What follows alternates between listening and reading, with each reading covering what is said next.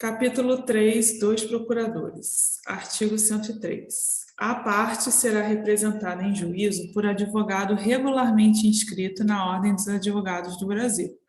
Parágrafo único. É lícito a parte postular em causa própria quando tiver a habilitação legal. Capacidade postulatória é um requisito de validade subjetivo, conforme artigo 133 da Constituição.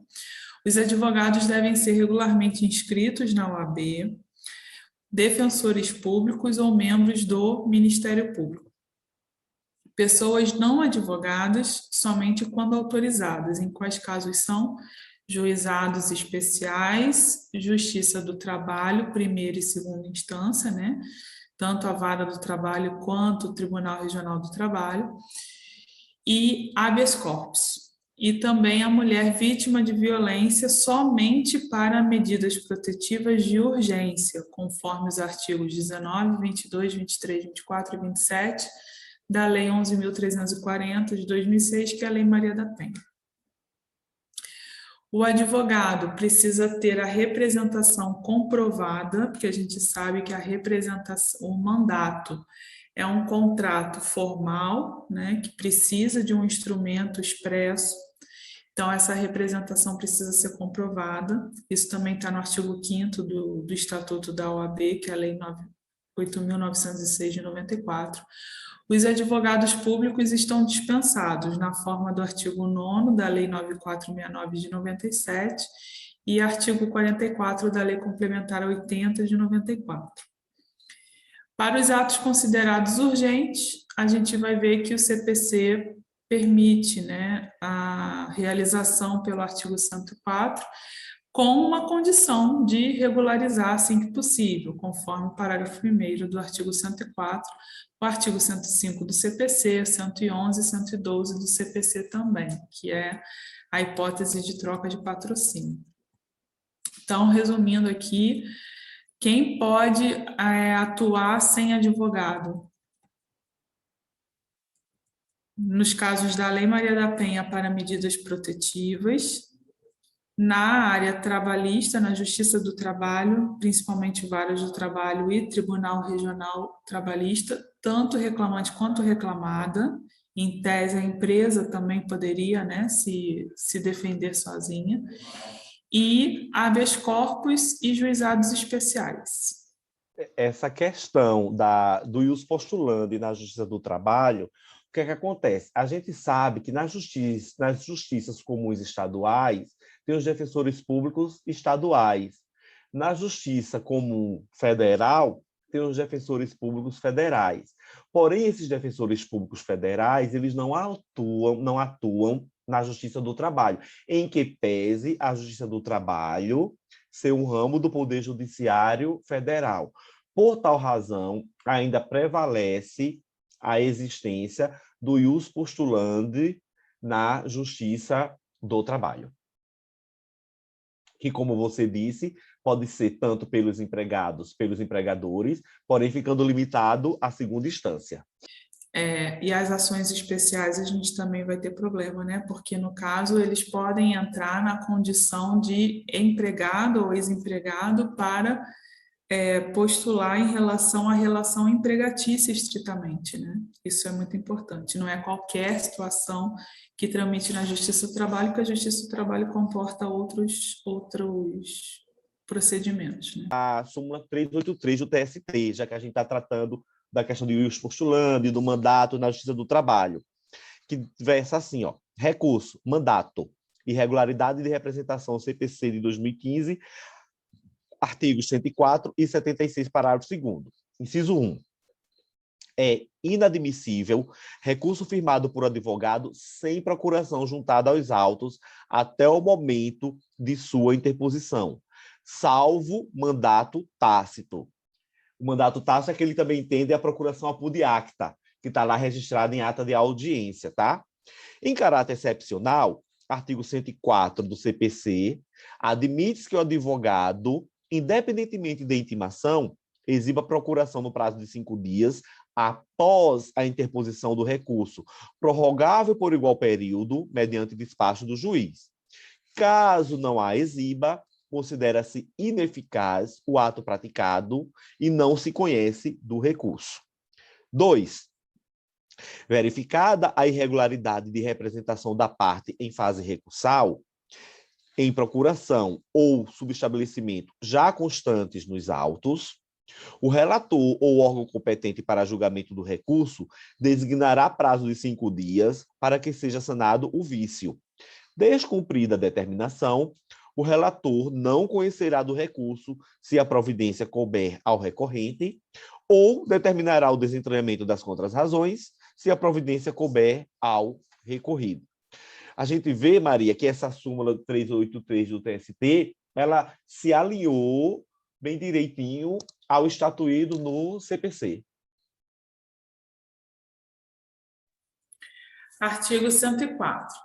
O advogado não será admitido a postular em juízo sem procuração, salvo para evitar preclusão, decadência ou prescrição, ou para praticar ato considerado urgente.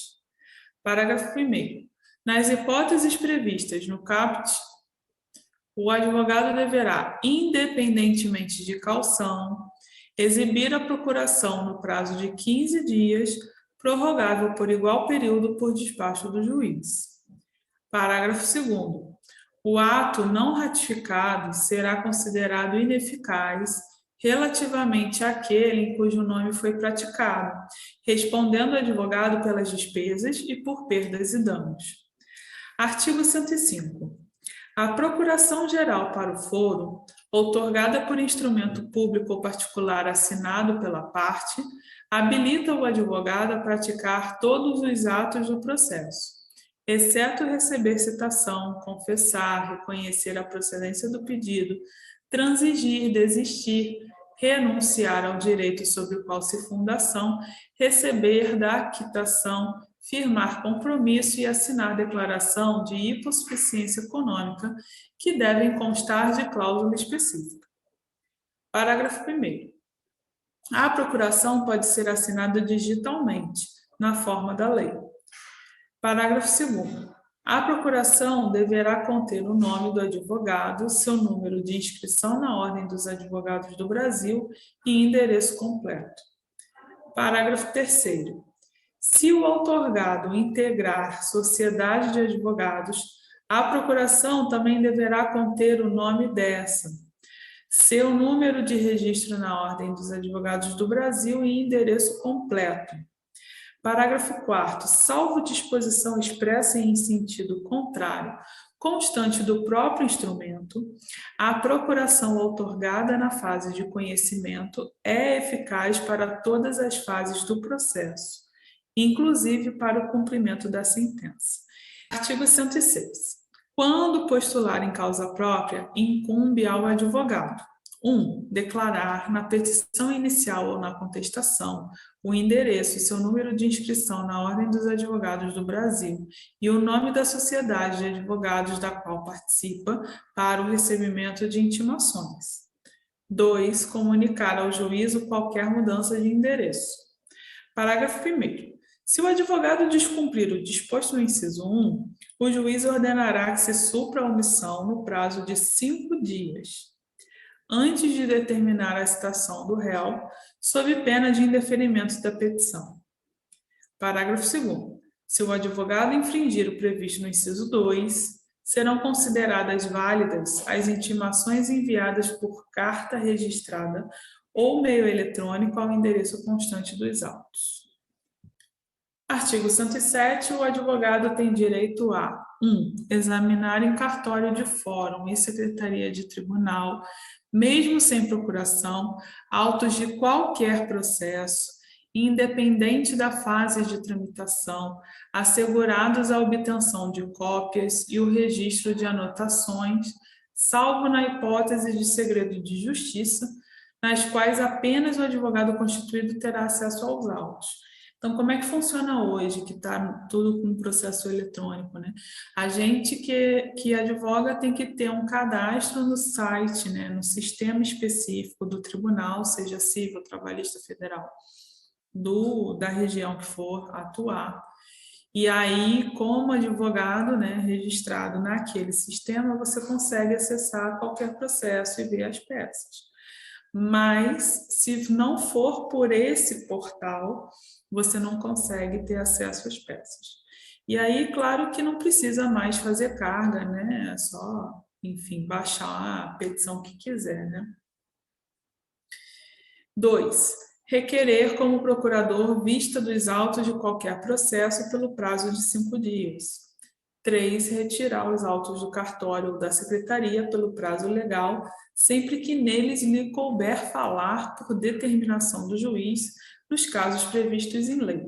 Lembrando também que isso aqui é para o processo físico, porque o eletrônico fica lá no sistema e qualquer advogado pode acessar, tanto de uma parte quanto da outra. Parágrafo 1º. Ao receber os autos, o advogado assinará a carga em livro ou documento próprio. Esse livro de cargas é um registro, né, de processos que saíram e processos que voltaram. Parágrafo 2º. Sendo o prazo comum às partes, os procuradores poderão retirar os autos somente em conjunto ou mediante prévio ajuste por petição nos autos. O que ocorria naturalmente era que ninguém retirava, né? Ninguém fazia carga, o processo ficava lá e os procuradores só podiam tirar cópia mesmo, devolver no mesmo dia. Parágrafo 3º. Na hipótese do parágrafo 2º, é lícito ao procurador retirar os autos para obtenção de cópias pelo prazo de 2 a 6 horas, independentemente de ajuste, sem prejuízo da continuidade do prazo. A gente tinha até que deixar, inclusive, a carteira junto, né? Assim, tinha que deixar o documento que é para garantir que a pessoa não ia demorar muito com o processo.